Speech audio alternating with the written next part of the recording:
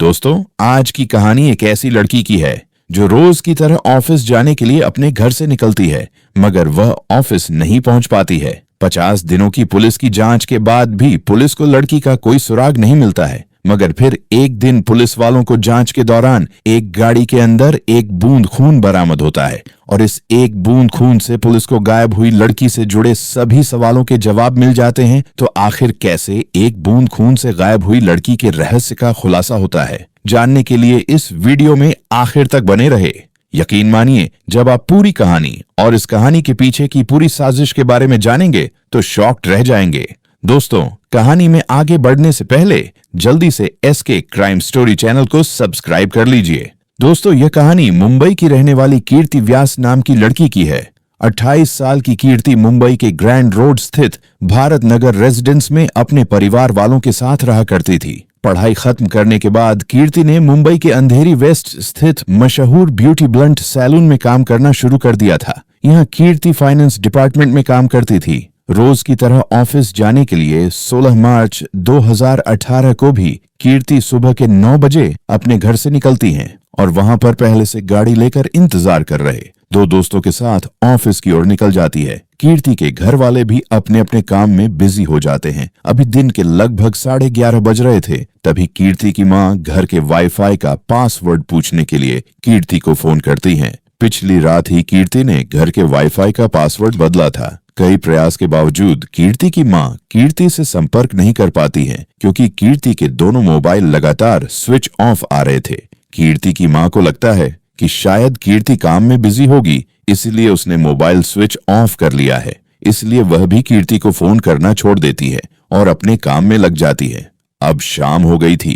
कीर्ति के ऑफिस से वापस आने का समय हो चुका था, मगर वह समय पर ऑफिस से वापस नहीं आती है। जब समय कुछ ज्यादा हो जाता है तो परिवार वालों को कीर्ति की चिंता सताने लगती है और वह अब कीर्ति के ऑफिस में फोन करके कीर्ति के बारे में पता करते हैं। यहाँ से उन्हें चौंकाने वाला जवाब मिलता है। ऑफिस वाले बताते हैं कि आज तो कीर्ति काम पर आई ही नहीं थी और दोस्तों, लगातार उसका मोबाइल भी स्विच ऑफ आ रहा है। इस जानकारी के बाद घर वाले बहुत ज्यादा परेशान हो जाते हैं और अब वह कीर्ति के कुछ करीबी दोस्तों से फोन करके कीर्ति के बारे में जानकारी लेने की कोशिश करने लगते हैं। लगभग सभी दोस्त यही जवाब देते हैं कि कीर्ति से आखिरी बार उनकी बात पिछली रात ही हुई थी। अब घर वाले परेशान होकर आसपास कीर्ति को ढूंढने निकल जाते हैं। काफी कोशिशों के बाद भी कीर्ति का कहीं अता पता नहीं चलता है। यहाँ तक कि पूरी रात बीत जाती है, मगर कीर्ति घर वापस नहीं आती है। अगले दिन थक हार कर कीर्ति के घर वाले DB रोड पुलिस स्टेशन जाकर कीर्ति की गुमशुदगी की रिपोर्ट दर्ज करवाते हैं। मामला दर्ज करने के बाद पुलिस वाले कीर्ति के ऑफिस जाकर जांच पड़ताल करते हैं और कीर्ति के बारे में जानकारी इकट्ठा करते हैं। इसके अलावा कीर्ति के दोस्तों से भी पूछताछ की जाती है। इसी पूछताछ में कीर्ति के 2 दोस्त सिद्धेश तमनकर और खुशी सहजवानी पुलिस को बताते हैं कि जिस दिन कीर्ति गायब हुई थी उसी सुबह कीर्ति इन दोनों की ही कार में ऑफिस के लिए निकली थी, मगर रास्ते में कीर्ति ने उनसे कहा कि वह उन्हें ग्रैंड रोड स्टेशन पर ही ड्रॉप कर दें, क्योंकि यहाँ पर किसी से उसे मिलना है। यहाँ से वह ट्रेन से ऑफिस चली जाएगी। इन दोनों दोस्तों के बयान की पुष्टि करने के लिए पुलिस वाले अब कीर्ति के घर के बाहर लगे CCTV फुटेज को खंगालना शुरू करते हैं। तो CCTV में साफ नजर आता है कि 9 बजे के आसपास 16 मार्च 2018 की सुबह कीर्ति अपने घर से उतरती है। वहां से सिद्धेश और खुशी पहले से ही अपनी कार लिए खड़े थे। इसी कार में कीर्ति बैठती है और फिर कार आगे की तरफ बढ़ जाती है, क्योंकि आखिरी बार कीर्ति को सिद्धेश तमनकर और खुशी सहजवानी के साथ देखा गया था। इसीलिए पुलिस इन दोनों को इन्वेस्टिगेशन टीम का हिस्सा बनने को कहते हैं और इन दोनों से कीर्ति से जुड़ी छोटी से छोटी जानकारी और 16 मार्च 2018 को घटित एक एक चीज बताने को कहते हैं। ये दोनों पुलिस की जांच में पूरा सहयोग करते हैं, क्योंकि कीर्ति को आखिरी बार सिद्धेश और खुशी के साथ ही देखा गया था। इसलिए लोगों को शक होता है कि शायद इन दोनों ने ही कीर्ति के साथ कुछ गलत किया है, मगर कई दिनों की पुलिस वालों की जांच में यह दोनों बेगुनाह पाए जाते हैं। इतना ही नहीं, सिद्धेश और खुशी लगातार पुलिस को जांच में सहयोग भी करते रहते हैं। ये मामला धीरे धीरे पूरे देश भर में सुर्खियां बटोरने लगा था, क्योंकि कीर्ति जिस दीप ब्लंट सैलून में काम करती थी वह मशहूर कलाकार फरहान अख्तर की एक्स वाइफ का ही था। जब कीर्ति का कुछ दिनों तक कुछ अता पता नहीं चलता है तो कीर्ति के दोस्तों और ऑफिस वालों के अलावा फरहान अख्तर की एक्स वाइफ खुद भी इस केस को हाथों में ले लेती है और जांच शुरू करती है। जांच शुरू करते ही एक बार फिर से सभी सस्पेक्ट और आखिरी समय में कीर्ति के आसपास दिखे लोगों को जांच के लिए बुलाया जाता है और उन सभी से लंबी पूछताछ शुरू होती है। सीसीटीवी फुटेज के मुताबिक कीर्ति आखिरी बार सिद्धेश तमनकर और खुशी सहजवानी के साथ दिखी थी, इसलिए क्राइम ब्रांच की टीम भी इन दोनों को ही सस्पेक्ट मानते हुए अपनी जांच आगे बढ़ाती है। क्राइम ब्रांच के सामने भी सिद्धेश तमनकर और खुशी सहजवानी कहते हैं कि सुबह 9 बजे के आसपास इन दोनों ने अपनी कार में कीर्ति को लिफ्ट दी थी और वह उन्हें लेकर ऑफिस की तरफ बढ़ रहे थे, मगर ग्रैंड रोड स्टेशन के करीब पहुंचकर कीर्ति कार से उतर गई थी। इस दावे की पुष्टि के लिए कीर्ति के घर के बाहर लगे सीसीटीवी फुटेज की जांच पहले ही हो चुकी थी, मगर जैसा कि इन दोनों ने कहा था कि उन्होंने कीर्ति को ग्रैंड रोड स्टेशन के करीब ड्रॉप किया था, वहां की सीसीटीवी फुटेज की जांच पहले नहीं हुई थी, इसलिए क्राइम ब्रांच की एक टीम तत्काल ही स्टेशन के आसपास लगे सीसीटीवी फुटेज को खंगालना शुरू करती है। इसके अलावा सिद्धेश तमनकर और खुशी सहजवानी की कार में भी सीसीटीवी लगा हुआ था, उसके भी फुटेज की जांच शुरू होती है। यहां चौंका देने वाला खुलासा होता है, न तो खुशी और सिद्धेश और न ही कीर्ति स्टेशन के आसपास या स्टेशन पर लगे किसी सीसीटीवी में दिखाई देते हैं और न ही सिद्धेश तमनकर की कार में लगे सीसीटीवी से इन दोनों के 16 मार्च 2018 को स्टेशन की तरफ जाने की पुष्टि होती है। जब इस बारे में सिद्धेश और खुशी से पूछा जाता है कि तुमने तो बताया था कि तुम दोनों ने कीर्ति को ग्रैंड रोड स्टेशन पर ड्रॉप किया था, जबकि सीसीटीवी के मुताबिक तुम लोग वहां गए ही नहीं थे, तो इस पर सिद्धेश और खुशी पुलिस वालों से कहते हैं कि दरअसल पहले कीर्ति ने उनसे कहा था कि मुझे स्टेशन तक छोड़ दो, मगर रास्ते में कीर्ति ने नवजीवन सोसाइटी के पास ही उतरने के लिए कह दिया, इस कारण वह ग्रैंड रोड स्टेशन तक नहीं पहुंच पाए। दोस्तों, क्योंकि दोनों प्राइम सस्पेक्ट ने कई बार अपना बयान बदल दिया था, इसलिए पुलिस वालों को शक होने लगता है और इन दोनों पर कड़ी नजर रखी जाने लगती है। इसके अलावा उनके फोन रिकॉर्ड्स की भी जांच की जाती है, मगर कहीं से कुछ भी संदिग्ध नहीं मिलता है और यह दोनों आजाद घूमते रहते हैं। अब कीर्ति को गायब हुए लगभग 50 दिन से ज्यादा हो चुके थे, मगर कहीं भी कीर्ति का अता पता नहीं था।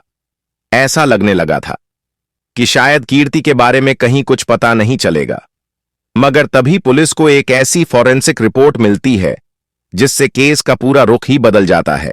दोस्तों, दरअसल जिस कार से आखिरी बार यानी 16 मार्च 2018 को कीर्ति, सिद्धेश और खुशी सहजवानी ऑफिस की ओर निकलते थे, उस कार को शुरू में ही पुलिस वाले फॉरेंसिक जांच के लिए फॉरेंसिक लैब में भेज देते हैं। जब फॉरेंसिक लैब की रिपोर्ट आती है तो उसमें कहा जाता है कि कार की डिक्की में से खून की एक बूंद बरामद की गई थी। जब इस एक बूंद खून का डीएनए टेस्ट किया गया और इसका मिलन कीर्ति के माता पिता के सैंपल से किया गया तो दोनों मैच कर गया, मतलब कि उस कार में मौजूद एक बूंद खून कीर्ति का ही था। कार में कीर्ति के एक बूंद खून की मौजूदगी अब बहुत कुछ इशारा कर रही थी। इस खुलासे के बाद पुलिस वाले तुरंत एक बार फिर से सिद्धेश तमनकर और खुशी सहजवानी को अपनी हिरासत में ले लेते हैं और अब इन दोनों से सख्ती से पूछताछ का सिलसिला शुरू होता है। दोनों लंबे समय तक यही रट लगाए रहते हैं कि उन्होंने रास्ते में कीर्ति को उतार दिया था। उन्हें नहीं पता कि कीर्ति कहां गई है, मगर जब पुलिस वाले कार की डिक्की में मौजूद कीर्ति के खून के एक कतरे के बारे में पूछते हैं तो सिद्धेश तमनकर और खुशी सहजवानी कोई सटीक जवाब नहीं दे पाते हैं और फिर एक समय बाद पुलिस की कड़ी पूछताछ के सामने टूटकर सच्चाई उगलना शुरू कर देते हैं। ये सच्चाई रूह कपा देने वाली थी। दरअसल दीप ब्लंट सालोन में कीर्ति फाइनेंस मैनेजर के तौर पर काम कर रही थी, जबकि यहीं पर खुशी सहजवानी कीर्ति की जूनियर के तौर पर काम करती थी और सिद्धेश तमनकर अकाउंट एग्जीक्यूटिव के तौर पर काम कर रहा था। सिद्धेश तमनकर यहां लंबे समय से काम कर रहा था और इसका परफॉर्मेंस भी ठीक ठाक था, मगर पिछले कुछ महीनों से वह टारगेट अचीव करने में नाकाम हो रहा था। इसके अलावा उसके काम में भी लगातार गड़बड़ी आ रही थी। इस कारण कीर्ति सिद्धेश तमनकर को एक नोटिस जारी कर देती हैं और उसे कहती हैं कि 16 मार्च 2018 तक या तो अपना परफॉर्मेंस सुधार लें, नहीं तो उसकी नौकरी चली जाएगी। इस नोटिस के बारे में 28 साल का सिद्धेश तमनकर अपने साथ काम करने वाली 42 साल की खुशी सहजवानी को भी बताता है। दरअसल खुशी सहजवानी पहले से शादीशुदा थी, मगर ऑफिस में वह सिद्धेश तमनकर के साथ रिलेशनशिप में आ जाती हैं। जब कीर्ति सिद्धेश तमनकर को नोटिस जारी कर देती है तो खुशी को डर सताने लगता है कि अब सिद्धेश को कीर्ति नौकरी से निकाल देगी, क्योंकि मार्च महीने में भी सिद्धेश तमनकर अपना परफॉर्मेंस सुधारने में कामयाब नहीं हो सका था। अब यहीं पर खुशी सहजवानी और सिद्धेश तमनकर मिलकर एक खौफनाक प्लान बनाते हैं ताकि सिद्धेश की नौकरी बचाई जा सके। प्लान के मुताबिक यह दोनों कीर्ति को फोन करते हैं और कहते हैं कि आज तुम हम दोनों के साथ ही कार से ऑफिस तक चलो। पहले रोजाना कीर्ति ट्रेन से अपने ऑफिस जाया करती थी। इन दोनों के कहने पर कीर्ति इन दोनों की कार में बैठ जाती है। कीर्ति के कार में बैठने के बाद यह दोनों कार को लेकर सुनसान इलाके में चले जाते हैं और रास्ते में कीर्ति से कहते हैं कि वह सिद्धेश तमनकर को नौकरी से न निकाले। इस पर कीर्ति जवाब देती है कि इस बारे में ऑफिस मीटिंग में फैसला लिया जाएगा। जब कीर्ति की ओर से इन दोनों को मन मुताबिक जवाब नहीं मिलता है तो दोनों कार के अंदर ही कीर्ति से लड़ने लगते हैं और इसी लड़ाई के दौरान सिद्धेश तमनकर और खुशी सहजवानी मिलकर दुपट्टे से कीर्ति का गला घोंट देते हैं और काफी देर तक गला दबाए रखते हैं। इस कारण कार के अंदर ही कीर्ति की मौत हो जाती है। कीर्ति की मौत होने के बाद यह दोनों अब लाश को ठिकाने लगाने के प्लान में लग जाते हैं, मगर सब कुछ नॉर्मल लगे, इसलिए यह दोनों कार के शीशे को सनरूफ से ढक देते हैं और कीर्ति की लाश को कार के अंदर ही छोड़कर ऑफिस चले जाते हैं। फिर वहां से वापस आकर कार को एक सुनसान इलाके में ले जाते हैं और पहले तो कार के अंदर ही कीर्ति के शरीर को 3 टुकड़ों में काटते हैं और फिर तीनों टुकड़ों को अलग अलग जगह पर फेंक देते हैं। और फिर ये दोनों लाश को ठिकाने लगाने के बाद पास के ही एक कार वॉशिंग सेंटर में जाते हैं और अपनी कार की अच्छे से अंदर बाहर सफाई करवाते हैं। यहां से यह दोनों कीर्ति के घर जाते हैं और उसके परिवार वालों के साथ मिलकर कीर्ति को खोजने का नाटक करने लगते हैं। किसी को शक न हो इसलिए सिद्धेश और खुशी ऑनलाइन कीर्ति को ढूंढने के लिए कैंपेन भी चलाते हैं और खुद ही चलकर पुलिस तक भी जाते हैं ताकि पुलिस को भी इन पर किसी तरीके का कोई शक ना हो। कार की धुलाई करवाने के बाद इन दोनों को लगता है कि वह कभी नहीं पकड़े जाएंगे, मगर किस्मत से कार धोने वाला कार की डिक्की की अच्छे से सफाई करने में नाकाम रह जाता है और कीर्ति की खून की एक बूंद कार की डिक्की में रह जाती है और इसी एक बूंद से पूरे मामले का खुलासा हो जाता है। इस पूरे खुलासे के बाद सिद्धेश तमनकर और खुशी सहजवानी पर किडनैपिंग, पुलिस को गुमराह करने, सबूत मिटाने, हत्या करने जैसे गंभीर धाराओं के तहत मामला दर्ज किया जाता है और गिरफ्तार करके जेल भेज दिया जाता है।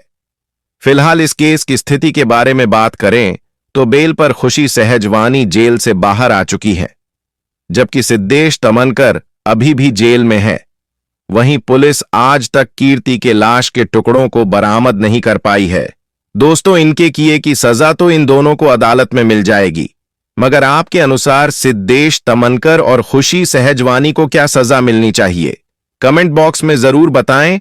अगर आपको हमारी मेहनत पसंद आई हो तो इस वीडियो को लाइक करते हुए शेयर भी करें। दोस्तों, जाने से पहले एसके क्राइम स्टोरी चैनल को सब्सक्राइब जरूर कर लें। लगातार ऐसी ही कहानियों के लिए हमारे साथ जुड़े रहे। धन्यवाद।